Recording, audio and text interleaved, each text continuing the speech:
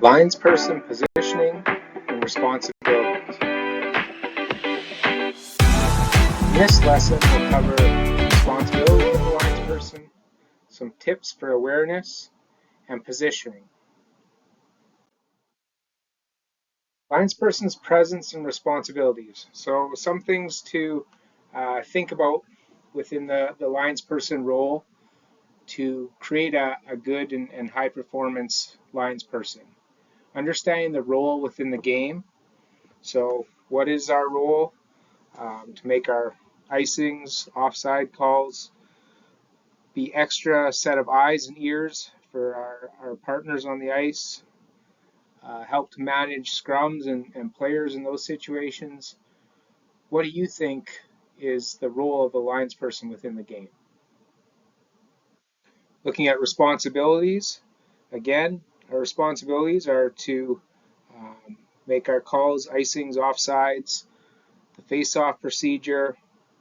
Obviously, we want to be there to try and de-escalate situations and help to manage those. What responsibilities do you feel are important for a linesperson? Bottom corner, how could a linesperson positively impact a game? Again, with a high level of awareness, strong communication, act as a bit of a mediator or a filter between the referee and the teams, the players and the coaches. Be a good teammate out there to support our fellow officials. And then the last one, how could a linesperson negatively impact the game? And again, maybe it's with poor positioning, being in the way so players can't make the plays they want, drawing too much attention to themselves or being confrontational on the ice, not being in position or aware to make their calls, things like that may lead to how they negatively impact the game. When can a linesperson stop play? Offside situation, icing, premature substitution of the goaltender, when the puck goes out of play, hand pass, high sticked puck, puck is interfered with by an ineligible player, too many players on the ice, again must wait for possession and control by the offending team. The goal has been displaced and the referee has not observed this situation. Face-off encroachment, referee or our linesperson partner is injured or prevented from doing duties, and obvious injury that the referee has not observed. That's kind of the list of, I guess, when they can stop play, which goes back to our last slide of what the responsibilities are and the role within the game for a linesperson.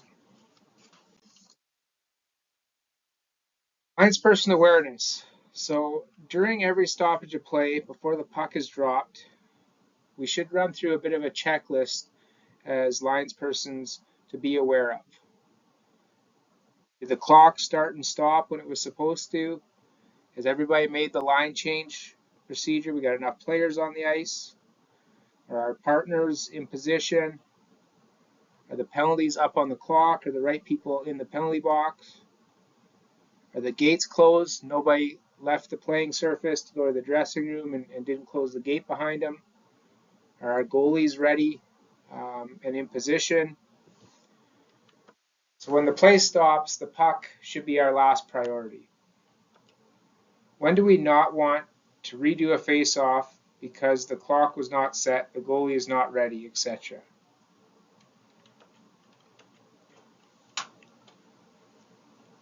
We don't want to have to redo a face-off because the clock wasn't set, the goalie wasn't ready, the gate wasn't closed. So just going through that checklist keeps the game flowing smoothly, properly, and is certainly part of the responsibilities and the role of a linesperson. Now looking at linesperson positioning. So the question, why is positioning important as a linesperson? We often talk a lot about the positioning of a referee and the importance of that. And some of that carries over. Obviously, good positioning creates good sight lines, keeps the game safe and fair. If we're in our position to do our job, that's a key part of it.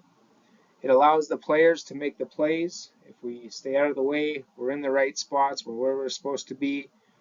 It's also a way to help support our partners, and maybe that's covering for them if they get bumped in too deep, or just the support of being in able to get to scrums and altercations quickly.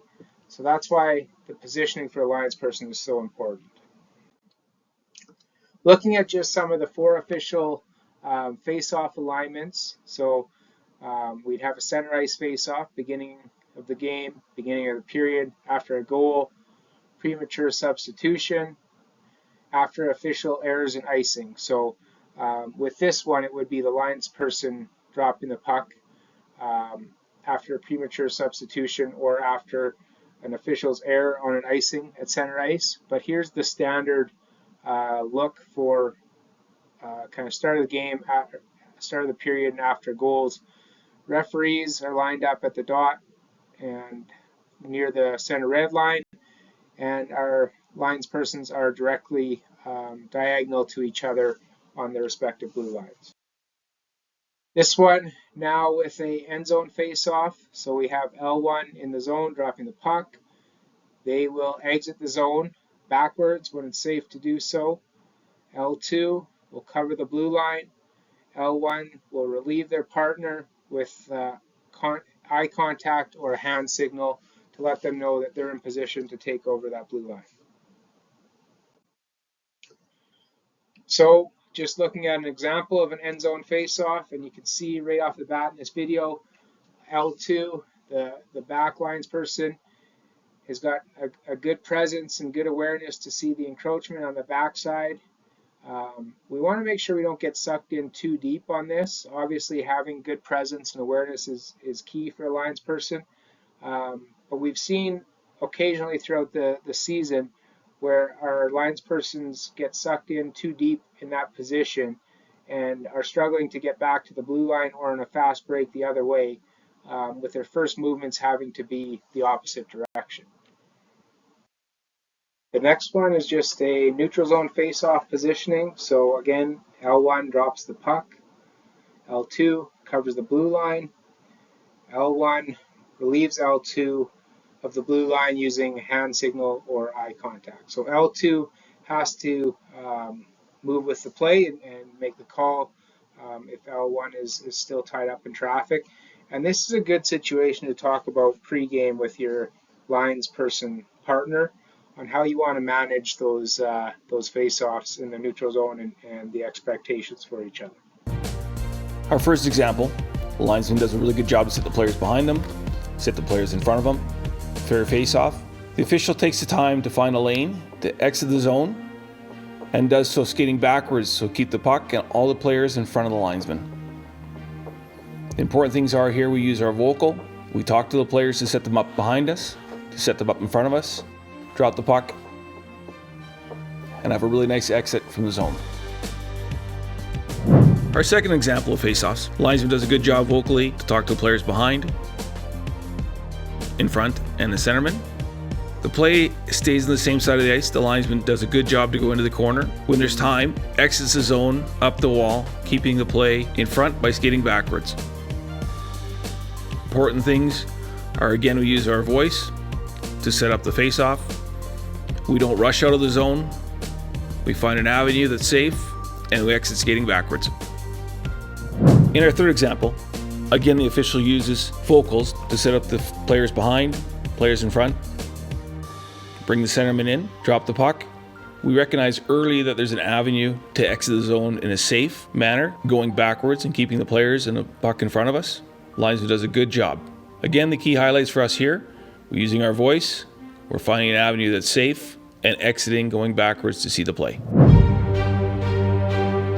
Our first example of icing, the front linesman doesn't stop the blue line, recognizes that icing has been initiating, works hard to stay connected to the play and get down towards the goal line to have a good sight line to call icing. The important component here is the linesman's worked hard to to get down towards the goal line and have a good view of the play. Example number 2, the back linesman has done a good job to recognize the puck is shot from behind the red line. If you watch the bottom part of your screen, the back linesman's worked hard to come up to his partner's blue line to cover for him, as the front linesman engages in the race and goes down to the goal line to make the call. Important parts here is the back linesman moving up towards his partner's blue line for support, and the hustle of the front linesman to get down towards the goal line. In this example, the white team shoots a puck down the ice. The back official on the far side of the ice initiates icing and works up to the blue line to protect his partner. The front linesman recognizes there's no tip, gets engaged in the race, works hard to get to the goal line to have a good sight line to make the call. Keys for us here, again, working hard to get to our partner's blue line to cover, and the front linesman working hard to get down to have a good sight line at the goal line.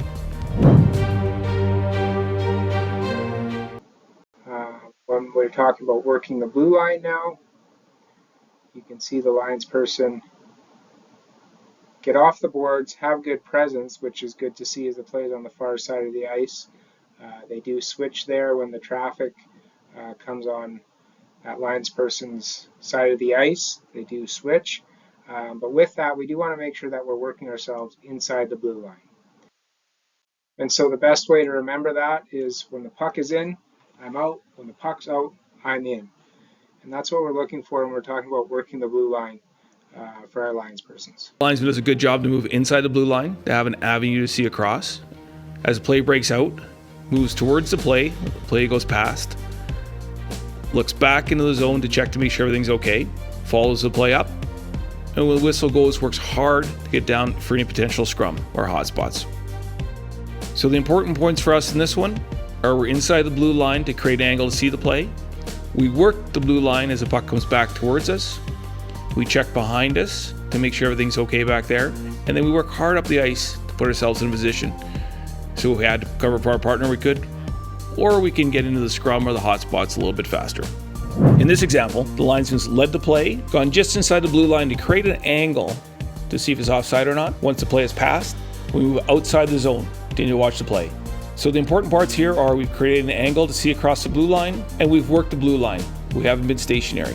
In this example, the linesman, who is bumped close to his partner's blue line to help cover, recognizes the play is breaking out. He uses good crossovers to keep his body towards the play, eventually turning backwards to get to his blue line, just inside the blue line to get a good angle and make the call.